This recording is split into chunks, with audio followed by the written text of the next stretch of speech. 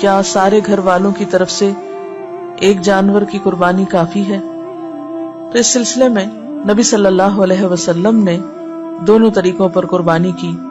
حج کے موقع پر آپ نے 100 اونٹوں کی قربانی دی، لیکن دوسری طرف ایک اور موقع پر آپ صلی اللہ علیہ وسلم نے اپنے سارے گھر والوں کی طرف سے ایک بکری کی قربانی کی. تو اس سے کیا پتہ چلتا ہے کہ جتنی حیثیت اور استطاعت ہو، موقع کی مناسبت سے اتنی قربانی کی جا سکتی ہے. حضرت عطا بن یسار روایت کرتے ہیں کہ میں نے ابو ایوب انصاری رضی اللہ تعالی عنہ سے پوچھا کہ آپ رسول اللہ صلی اللہ علیہ وسلم کے زمانے میں قربانیاں کیسے کرتے تھے، یعنی اس دور میں آپ کا طریقہ کیا تھا؟ انہوں نے کہا کہ ایک آدمی ایک بکری کی اپنی طرف سے اور اپنے اہل خانہ کی طرف سے قربانی کرتا تھا. گویا ایک قربانی ایک انسان کی اپنی طرف سے، قربانی کرنے والے کی اپنی طرف سے اور باقی گھر والوں کی طرف سے بھی ادا ہو جاتی ہے، اور وہ خود بھی اس میں سے کھاتے تھے اور دوسروں کو بھی کھلاتے تھے. ہوتے ہوتے لوگ فخر کرنے لگے، یعنی صرف نمائشی طور پر پھر زیادہ سے زیادہ قربانیاں ہونے لگی اور نوبت یہاں تک پہنچ گئی جو تم دیکھ رہے ہو. یعنی صرف ایک پر کفایت نہیں کی جاتی، محض دکھاوے کے لیے یا شان و شوکت کی خاطر زیادہ سے زیادہ تعداد بڑھا لی جاتی ہے.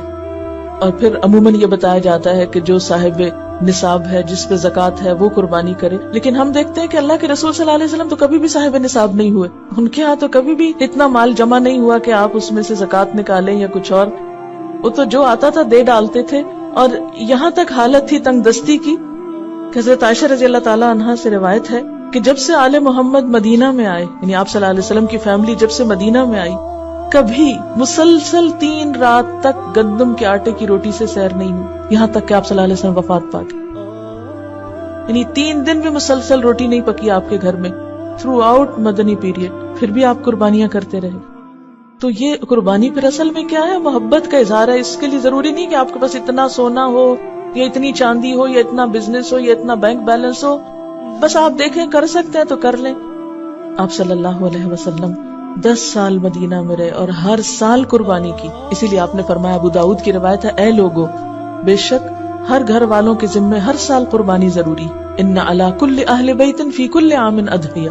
اب یہ الگ بات ہے کہ اگر بالکل پیسے نہیں ہیں اور مطلب نہیں کرنے کے قابل ایک بھی، تو کوئی بات نہیں، کیونکہ بہت لوگ بہت ہی غریب ہوتے ہیں. قربانی دراصل محبت کے اظہار کی ایک علامت ہے، اور اس کے لیے بہت زیادہ فقہی مسئلوں میں پڑھنا، اس پہ جائز ہے اس پہ ناجائز ہے، یہ کرے یا نہ کرے، وہ کرے یا نہ کرے، بہت کچھ پوچھنے کی ضرورت نہیں. اپنے آپ کو ٹٹولیں، دیکھیں کیا دے سکتے ہیں کیا نہیں دے سکتے، اور کر لیں جو کر سکتے ہیں. نہیں کر سکتے تو آئندہ کے لیے کوئی ترتیب سوچیں اسی طرح کی کہ جس سے آپ کچھ کر سکیں.